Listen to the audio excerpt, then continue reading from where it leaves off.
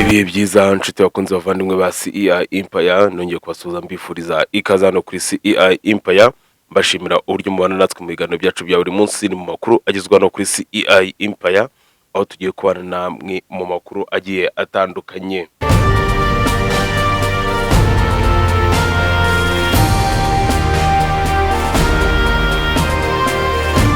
Uzaba akiriho Cyprien uzwi ku izina rya Djihad, Ishimwe Patrick uzwi ku izina rya Pazoman, Ishimwe François Xavier Kwizera Nasto uzwi nka Papi Nesta na Kalisa John uzwi nka Kijon, bakurikiranyweho icyaha cyo gusakaza amashusho y'urukozasoni y'umuhanzi Yamano n'umukunzi we.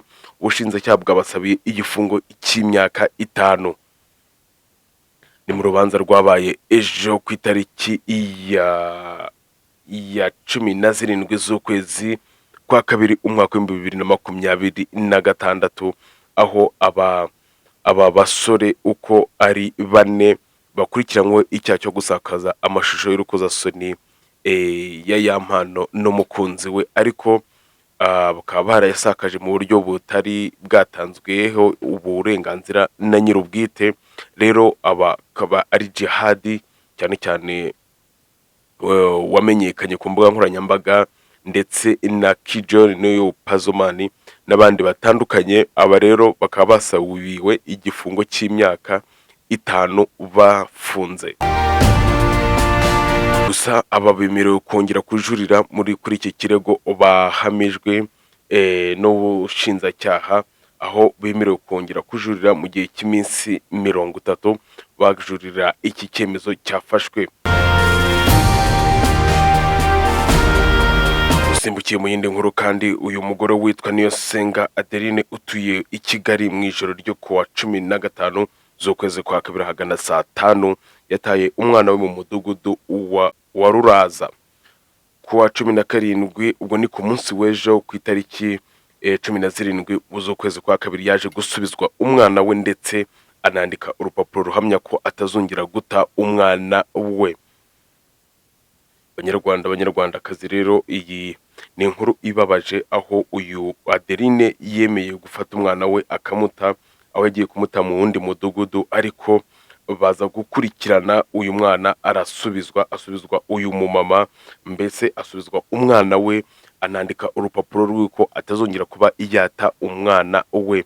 Ni mu makuru rero ari gucicikana no mu binyamakuru bigiye bitandukanye, aho turi kurebera hamwe amakuru agiye aba agezwe hano ku mbuga nkoranyambaga.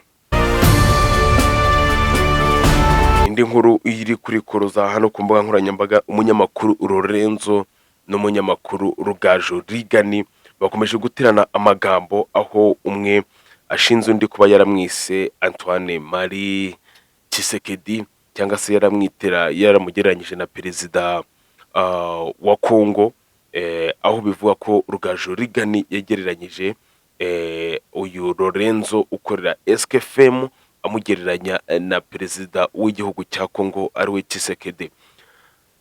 Mu buryo atishimiye Lorenzo rero yakomeje kuvuga ngo nta kuntu umunyamakuru w'igitangazamakuru gikomeye nka RBA yakwifata agatangaza ariya magambo akagumya kuba atuje.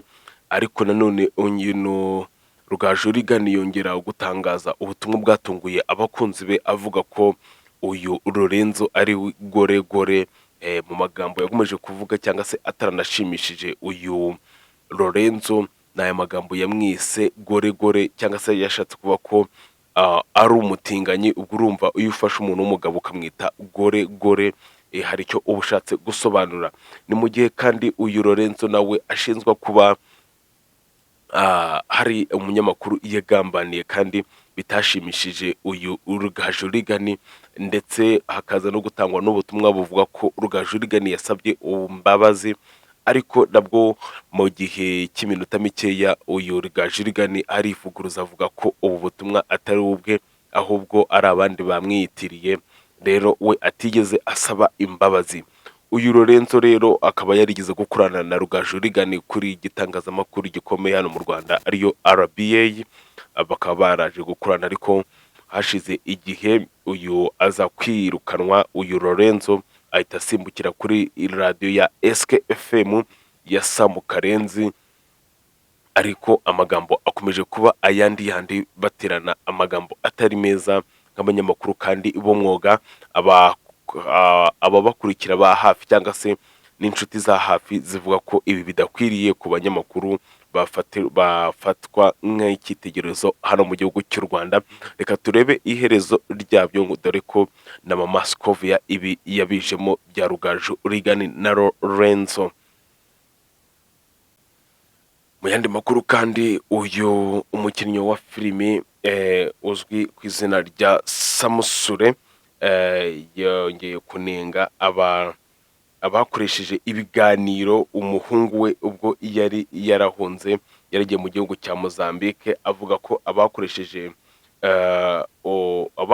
ibiganiro umuhungu we atigeze abyishimira, ahubwo yahisemo kubatoka ibitutsi. Njye ntavugira kuri mikoro za CEI Empire, ariko yavuze ko bitigeze bimushimisha. Kalisa Ernest wamamaye nka Samusure yateguje ubukwe bwe mu Kuboza 2026. Icyakora anifatira ku gahanga abakoresheje umwana we ngo amusebye kugira ngo mu gihe yari yaratorotse muri Mozambique, dore ko yahise anatangaza ko nawe afite gukora ubukwe, ariko avuga ko abanyamakuru batarabumwuga cyangwa se abanyamakuru bifata bakandika script ari ukugira ngo basebye bakoresheje umwana we, atigeze abyishimira. Avuga ko mbese yabatutse mu buryo bweruye, abatuka ibitutsi bitari byiza kuri mikoro. Urumva ko bitigeze bimunezeza. Ni inkuru rero zigiye ziri gucicikana hano mu bitangazamakuru, hano ku mbuga nkoranyambaga zo mu gihugu cyacu cy'u Rwanda, ndetse ni zigiye zitandukanye no mu binyamakuru. Indi nkuru twabasomera kandi, impunzi yo mu nkambi y'Amahama zarenze ubuzima bw'ubuhunzi zibyaza umusaruro amahirwe u Rwanda ruziha, kuko bakora ubworozi bwa kijyambere bw'inka zirenga 500 zitanga umukamo ungana na litiro 250 ku munsi. Koperative Indashyikirwa Dairy Muhama ifite intego yo kongera umukamo ukava kuri litiro 250 ku munsi ukagera kuri litiro 500. Urumva ko impunzi za Mahama nazo zishimira umusaruro ziri guhabwa, ndetse zinabyaza amahirwe ziba zarahawe n'igihugu cy'u Rwanda, dore ko bamaze kuba barenga ubuhunzi. Uyu munsi bari kwiteza imbere bakoresheje ubworozi bw'inka bahawe na leta y'u Rwanda. Reka dusubire mu makuru yacu rero agiye atandukanye hano kuri CEI Empire. Ciao ciao.